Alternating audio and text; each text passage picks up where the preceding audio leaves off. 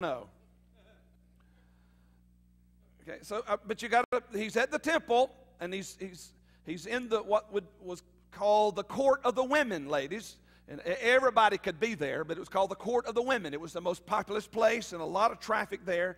And he is sitting there, and all the people gather around to listen to him. So you got to see the context. It's early in the morning, and they gather, and then there's a shuffling in the crowd, and people are butting in, and they're working their way up to the front of the crowd, and they're scribes and Pharisees. Scribes were administrative staff that worked full-time for the temple, and Pharisees were not necessarily professionals full-time, but they were very religious people. They were a part of almost like a political party, because Israel still operated under a quasi-theocracy. And so the scribes, the professional administrative people, and these very powerful political people called Pharisees, they brought to Jesus a woman caught in adultery. And when they had set her in the midst, could you imagine? I don't think this woman came quietly. I don't know exactly how she was dressed. Some would even say she may not have been dressed, but probably at best she had grabbed a sheet off the bed and was wrapped up in that thing, and she is really upset and making a fuss, and these men are pushing their way through, and Jesus is trying. Can you imagine that happening right now? Okay. So picture that. In verse 4, they said to him, "Teacher, this woman was caught in adultery in the very act." We burst in the bedroom or wherever it happened. I can guarantee it didn't happen in a car. I don't know where it happened. Verse 5, now Moses in the law. Now, if you're not familiar with this, they're talking about your Bible. I said, if you're open up in the Old Testament, if you go toward Job or Job and keep going, you're going to get to some books called Deuteronomy and Leviticus and Exodus and Numbers and Genesis too. But it's the legal code that the Jews went by, and they're very important. It's the Bible. So when he talks about Moses in the law, he's talking about your Bible. He says, the Bible commands us that this woman should be stoned. What do you say? They said this, testing him, that they might have something of which to accuse him. Trying to catch him on, some would say, if you've heard this expression, on the horns of a dilemma. Jesus is about grace. If he lets her off the hook, then, you don't believe the Bible. Okay? They're trying to trap him. But Jesus stooped down and wrote on the ground with his finger. Say, you don't have to answer every question. Okay? You catch that? But Jesus stooped down and wrote on the ground with his finger as though he did not hear. Husbands, we're good at this with our wives, aren't we?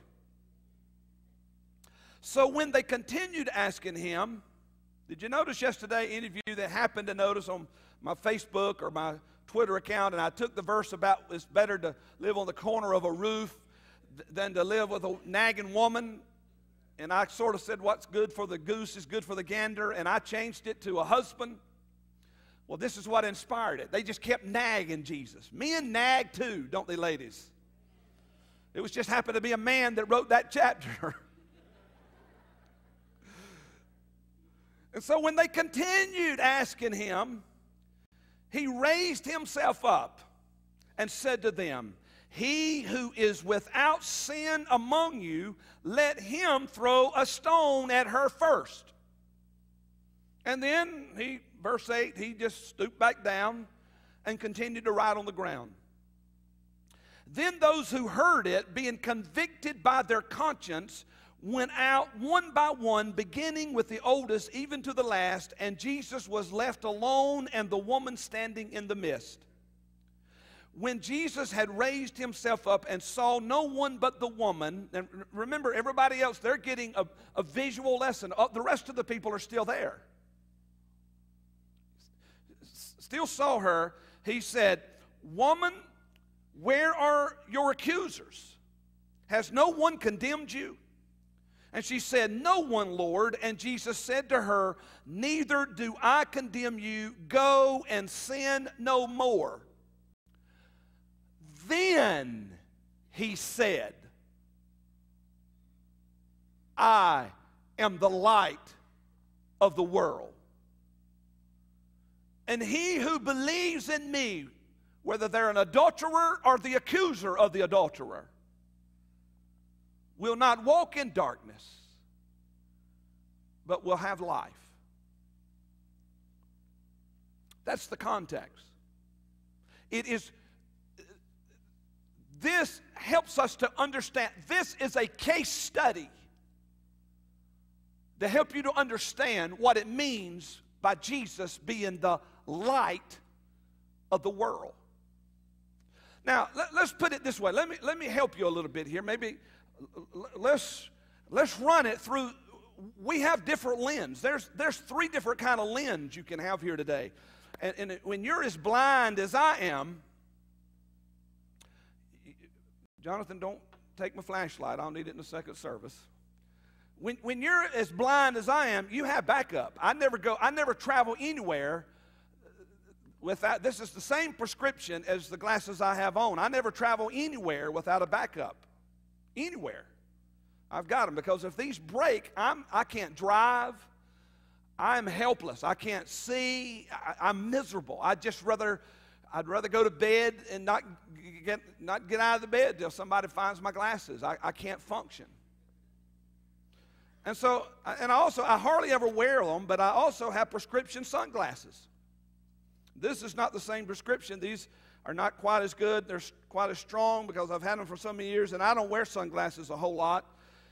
My wife wears hers a lot because her eyes are sensitive. It's just, I've never done it. Matter of fact, she had to help me find them this morning.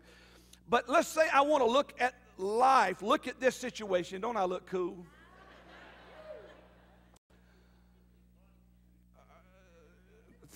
And they're not black. They're kind of a rose color, a brown color. So let's say I want to look at life through the rose-colored glasses of the world. Now, the way they would have looked at that situation is, what right do those scribes and Pharisees, those religious prigs, who do they think they are? What's wrong? They love each other. They're two consenting adults. Everybody's doing it. It hurts no one. Who do they think they are? Sue them. And since I'm in church, I won't throw in the little extra adjectives that they would probably add to it. Now, guys and gals, that's how the majority, I would say, of America would feel. Who are these jerks? They don't have a right to go into somebody's home and jerk them out. What right do they have? Sue them. Now, that's how the world would look at it. Guys and gals, you're looking through lenses at every situation and at everybody. Remember, Jesus is not a flashlight, and you're looking through these lenses, and then every once in a while, I can't see that quite as good, so Jesus, could you help me right there? No. Jesus is not a flashlight that you pick up when you want to and put him back when you don't. You don't use the flashlight on Sunday and use these Monday through Saturday. Okay? Do you understand? And so there's a lot of people that look at life through these lenses. Okay? Now, I have some others. I've only put these things on a couple of times. I've never wore them because they're my backup. So, I mean, they're not beat up or like these. But this is my prescription. They're the exact same prescription. When I bought them, I bought these. So they're kind of austere and clean and spotless. I'm going to look at this situation through the lens of the Pharisees. Okay? This is the same prescription.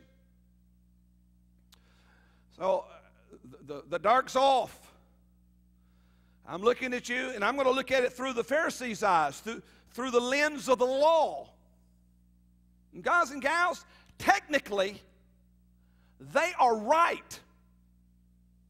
As a matter of fact, if you are living under the Jewish law, under the theocracy that was behind the law that's given in the Bible, they were right to take her. Now, the only thing I don't understand, where's the man? You know, it takes two to tangle. Maybe there was a car and he sped off. I don't know. But technically, they were right. Going strictly by the law. Matter of fact, just to help you to understand how they saw this in those days, if you studied Jewish law, they had commentaries. They had the Bible, but then they had commentaries that eventually became to them like the Bible, the traditions of man. It became like the Bible. That's what Jesus, when you see him fighting with the Pharisees, he wasn't fighting with them over the Bible. He was fighting with them over their man-made traditions. And the Talmud was one word for it. It was commentary that they made, but they accepted it as binding. And instead of just stoning them, as the Bible said, a village would take people that were caught in the act of adultery, they would dig a pit, they would fill it up with manure, and they would put them in that manure up to their waist, and then they would mock them for a while, and then they would strangle them to death. And they'd bend them over face down in the manure, fill the rest up with dirt, and plant a tree, a sapling, there in the middle of the village. And of course, you had a nice, healthy tree that would grow up there. And that was a constant reminder to the village that you shall not commit adultery. That's a part of the Jewish tradition and law. Adultery's a bad thing. It's not good. God does not desire that for us. And so technically, they were right. Now, let me ask you, is this what life is relegated to? Are we going to wear rose-colored glasses where we turn a blind eye to sin? Where we turn a blind eye to calamity and sickness? You have certain mindsets. Put a picture of the house you want on your refrigerator, and if you just keep confessing it, if you keep believing it, if you keep saying it, and we're going to have rose-colored glasses and everything. The ship's sinking, but no, everything's going to be all right. Is this the kind of glasses we're going to look through? Are we going to look through the lens of the law? Are we going to overlook obvious sin? Are we going to ignore it? Are we going to go, everything is black and white, take no prisoners, we're going to kill everybody? Whether it's in those days or we do it figuratively today. Is that how you're going to solve every marriage conflict? Somebody wins and somebody loses? Is that how, or are you just going to ignore it? Everything's all right. We're going to pretend, we're going to play pretend. Is that how you're going to resolve your issues with your children? Is that how you're going to resolve your issues at work or at school? Is this how we're going to resolve our political differences? If you read the news, it seems in America today that that's pretty much how it is. You've got on one hand, you got people that live with the rose-colored glasses, and then you got others that it's all or nothing, black and white, take no prisoners. If you're not with us, you are against us. If you don't believe my way, there's no exception. I have no room for you. If you don't vote my way, don't let the door hit you as you leave. This is the kind of world we live in. But brothers and sisters, Jesus comes along in that context and he says, put your flashlight away, put your religion away. Don't believe just on me, but believe in me that I am the light, that I am the lens, that if you'll look at all of life through me, I can help you navigate these horns of dilemma that you will find yourself on. Now, when you put these on, will Jesus agree with the rose-colored worldly view? Never. Never, never, never.